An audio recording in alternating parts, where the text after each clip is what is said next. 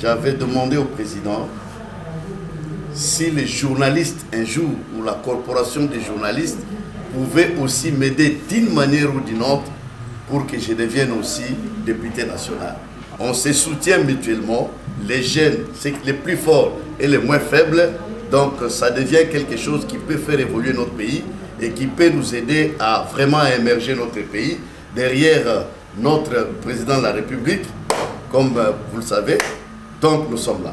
Je suis très heureux de vous accueillir chez moi. Sentez-vous très à l'aise.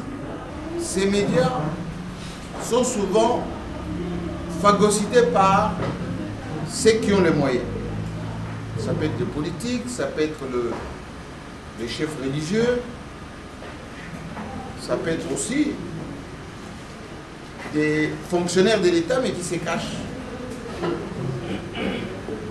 Et les journalistes rencontrent beaucoup de problèmes. Manque de contrats de travail, pas suffisamment de publicité, une certaine précarité et depuis quelques temps, on en parlait dans la troisième partie, la pression politique, la pression des hommes forts, la pression de l'environnement qui n'est pas très sain. Et c'est dans ces cadres-là que nous avons été installés. Vous savez, après la mort de notre président Chilundé, on a géré la transition avec beaucoup de difficultés. Des difficultés d'humeur entre les gens, les difficultés de nous installer avec le changement de régime qu'il y a eu. Donc ça posait un certain nombre de choses qui n'ont pas beaucoup bénéficié aux journalistes. Et je pensais qu'il était nécessaire qu'on puisse faire le point ensemble. Le comité et moi-même, nous nous sommes fixés des objectifs en termes de cotisation. On a primé bien sûr avec le maillot de cotisation, mais on n'a pas fait les nécessaires. Il faut qu'on se le dise, on est entre nous. Nous n'avons pas la culture de la cotisation. Nous avons eu 2 ou 3 ou 4 réunions d'ailleurs avec notre secrétaire. Et je suis revenu pour vous dire que toute association fonctionne avec les contributions. C'est avec ça que nous pouvons payer les loyers si on prend un siège. C'est avec ça qu'on peut secourir quelqu'un en cas de problème, de maladie. C'est avec ça qu'on peut intervenir lorsqu'il y a malheureusement un décès dans la corporation. Assez régulièrement, je reviens auprès de notre secrétaire pour faire le point. Alors je pose souvent la question, où est-ce qu'on en est avec la trésorerie? Je dis, président, il n'y a rien. Président, moi-même, je ne sais pas arriver là où vous êtes. Je dis, vous devriez vous arriver, mais vous allez bien repartir. Et je peux vous l'avouer, toutes les interventions que vous pouvez voir, on va assister à un collègue qui est éprouvé, c'est votre président qui essaie de faire un effort. Gerbe de fleurs, c'est votre président qui peut faire quelque chose. Et même lorsqu'on sort quelqu'un de prison, des cachots, il y a souvent ce qu'on appelle les frais administratifs. Soit l'OPJ va dire, soit le commandant va dire, mais président, aussi journaliste Nayo, mais au trip Sogarbou. Où certains même arrivent, dernièrement il y avait un journaliste, bon, je peux le citer parce qu'il est quelqu'un de gentil, Chioyo, qui était à la francophonie. Et il avait laissé son laissez-passer présidence de la République sous le parapluie. L'AGR renseignement l'ont attrapé. Tout confisqué. Et il était prêt à l'amener à la cité de l'Union africaine. Il a eu le réflexe, comme vous l'avez déjà pris le téléphone, de chercher un petit téléphone à côté et de m'appeler. Plutôt il avait dit à ses colonels, je suis journaliste. Et ils disent, mais oui, journaliste, mais Qui peut le prouver? Pourtant, ils travaillent ensemble avec lui. Avec lui à la présidence. Alors, appelez le président, s'il peut confier. Alors le colonel m'appelle, j'ai dit, mais vous êtes tout non? Nous sommes prêts à aller le déposer là. Ils avaient déjà tout pris. Je leur ai donné rendez-vous à mon bureau, je dis, venez appeler. Et là, ils sont arrivés avec Freddy, tout dépouillé. Non, président, nous on est prêts à partir avec lui. Si vous dites rien, nous on part. Il faut parler. Oh, qu'est-ce qu'il faut parler? Non, il faut 6 billets. 6 billets. 6 billets. Comme ça, à l'occasion de rien. Oui, 6 billets, ça c'est bon. Et on a donné le nécessaire. Il est sorti. Et je l'ai gardé avec moi. Parce que comme ils sont venus avec leur propre voiture, ils ont dit, bon, président, on peut aller avec lui pour qu'il aille récupérer sa voiture. Rien. J'ai dit non, il reste d'abord ici, vous partez. Moi, je vais m'organiser pour qu'il aille récupérer sa voiture. Ça démontre à suffisance le manque de cotisation, ce que ça peut donner. Et je ne vous raconte pas ce que je suis en train de gérer en ce moment. 2 cas. Il y a notre consoeur, comme vous savez, Eugénie, qui est décédée aux États-Unis. Malheureusement, la famille éprouve des difficultés considérables. D'abord, le corps est en ce moment encore là-bas. Tony Chaud et l'équipe qui s'occupe sont venus me voir. On est en train de faire les dossiers pour le gouvernement et notre ambassade fasse quelque chose. Parce qu'il était en transit pour le Canada. Et il est mort à la gare. Le dossier qui a été constitué sera présenté au retour du ministre Mouyaya, je pense demain, après-demain, pour qu'on voit de quelle manière. Mais entre-temps, le corps est encore au funéraire. Donc chaque jour, il faut idem pour notre confrère Stéphie. Vous vous rappelez, celui qui est décédé En France. dans un lac en France. Il faut également penser au rapatriement. Et nous sommes en train de coupler les 2 dossiers pour ne serait-ce que on puisse rapatrier le corps. La difficulté, c'est que au niveau de l'association, on n'a pas. Et le gouvernement, avec l'environnement électoral à ce moment, ça risque d'être un peu difficile. Et donc, je vous rappelle de vous prémunir. Ça veut dire quoi? Il vous faut votre carte. Votre carte. Même tenant lieu de carte. Avec vous. Deuxièmement, faites un effort d'être à jour des cotisations. Nous avons déjà notre annuaire. Il faut que vous figuriez dans l'annuaire. Même les ambassades, les bureaux conjoints des Nations Unies, tous ces gens, dès qu'on parle d'un journaliste en difficulté, ils vont dans l'annuaire. Ils vont vérifier. Il faut que votre nom soit dedans. Troisièmement, ces 2 éléments vont vous permettre d'être protégé en cas de conflit avec votre employeur actuel. Admettons, M. Kaniki qui est chez Univers, s'il y a un souci avec Univers, vous allez au tribunal du travail, on va vous poser la question, quel est le statut qui vous lie à Univers? Oh, je suis reporter à la rédaction. Voilà où je suis journaliste, où je suis de la rédaction. Qu'est-ce qui le prouve? Si on ne vous donne pas de bulletins de paie, si vous n'avez pas un autre symbole qui caractérise votre attachement, il vous faut être à jour des cotisations, avoir votre carte tout en lieu, mais effectivement des supports de votre participation à la rédaction. ceux qui passent à l'antenne, ayez la possibilité d'archiver vos prestations. Vous, présentateurs, ayez les copies de vos émissions. Vous publiez des articles en ligne, ayez votre base de données de vos articles publiés. Pour que quand vous allez être au tribunal, soit du travail, soit ordinaire, que vous mettez sur la place. C'est que vous avez comme élément. D'autres éléments, je vous ai écrit dans le groupe il n'y a pas longtemps, c'est la gestion de vos téléphones.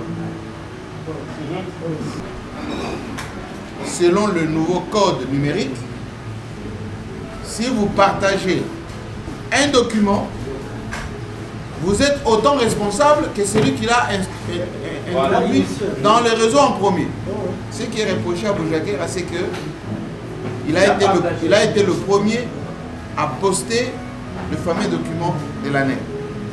Donc ça veut dire qu'on vous envoie un élément. N'ayez pas l'automatisme de le partager. Il faut d'abord regarder de quoi il s'agit. Vous comprenez de quoi il s'agit. Je vous donne une petite confidence. Salomon Kalonda, on avait envoyé des éléments compromettants dans son téléphone. Intentionnellement. Mais comme il n'avait pas ouvert ces éléments, ça a été pour lui une chance. Et donc, ce que vous pouvez faire, c'est quand vous recevez l'élément, vous lisez cet élément, vous sentez que cet élément est compromettant ou c'est assez sensible, détruisez cet élément. Vous allez le détruire, certainement ça va rester dans la mémoire vive pendant un certain temps, mais au moins vous avez fait le réflexe de les détruire. Pour que le jour où on va vous poursuivre, qu'on dise, bon, écoutez, il a reçu, oui, il a vu, oui, mais il n'a pas été distributeur de ce qu'on appelle aujourd'hui faux bruit. Je vous le dis, c'est par protection. Pas très souvent, quand je vais pour intervenir, on dit très souvent, mais président, vous avez vu que votre journaliste, il est parmi ceux qui ont alimenté, propagé et distribué ces faux bruits. Le deuxième point que je voulais évoquer avec vous, c'est en ce qui concerne le congrès que nous allons faire. Extraordinaire. Ce congrès est arrivé parce qu'effectivement, nous avons eu la nouvelle loi. Loi dite Mouyaya, après les États généraux. Nous avons travaillé avec le comité scientifique présidé par le professeur Bamani, le nouveau texte. Ces nouveaux textes, globalement, harmonisent les textes que nous avons avant. Parce qu'il y avait une certaine cacophonie, pour ne pas dire confusion, entre les commissions.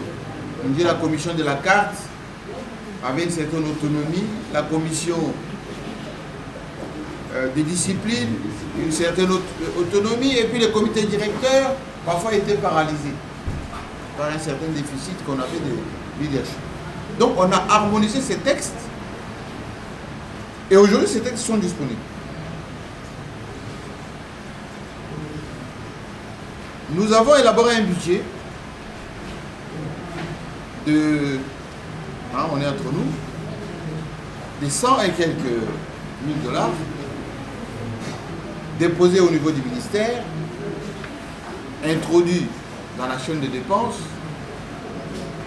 et le ministre a plaidé pour nous auprès du Conseil des ministres, auprès du gouvernement, pour que ces budgets soient mis à disposition. Mais ce n'est pas encore gagné, parce que d'après ce que nous apprenons comme élément, peut-être le gouvernement va mettre à disposition la moitié de ces budgets. Et l'autre moitié sera complétée par les partenaires de l'Union. Mais nous savons tous que l'organisation d'un congrès, ça coûte plus que ça. En 2014, nous sommes allés à Caritas. Mata Tamponio avait offert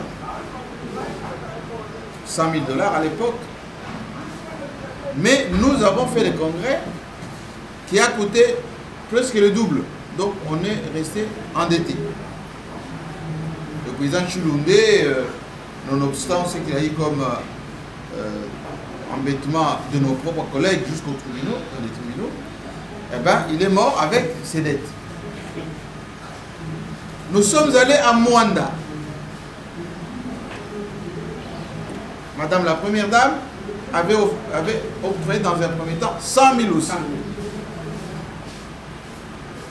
Mais nous sommes tombés encore avec des dettes, y compris le jour du congrès. La première dame venant là-bas était obligée de suppléer et malgré le pagne, quelque chose, on est resté encore avec des dettes.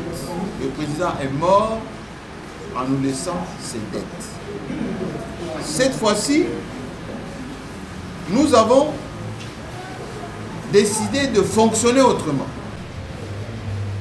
Nous avons eu effectivement beaucoup de difficultés à accréditer les gens. On était obligé de déroger à chaque fois parce qu'effectivement, le moratoire sur la délivrance de la carte était en cours. Il y a eu d'ailleurs certaines mesures pour déroger à cela pour les journalistes qui voyagent, parce que dans les ambassades, on leur demande des cartes et on avait dit qu'il fallait peut-être leur délivrer les tenants lieux par rapport à ça. Aujourd'hui, et c'est l'urgence du congrès, nous avons travaillé sur les textes harmonisés. C'est ces textes qui étaient à la base, notamment de la confusion qui était entretenue, pour ne pas dire des frictions entre les personnes. Ce point a été réglé une bonne fois pour toutes. On est unanime aujourd'hui que les textes harmonisés sont conformes à la fois sur les statuts du journaliste, mais aussi le fonctionnement. Donc l'accès au métier et la manière de fonctionner, plus l'éthique et la déontologie professionnelle. Maintenant, qu'est-ce qu'il faut faire avec ces textes? C'est ça sur le plan administratif. Il faut s'en imprégner. Il faut lire et comprendre ces textes. Sur le statut de journaliste, sur l'accès et l'exercice du métier, et surtout sur l'éthique et la déontologie professionnelle. Parce que si vous ne savez pas comment on accède au métier des journalistes, vous allez penser que je suis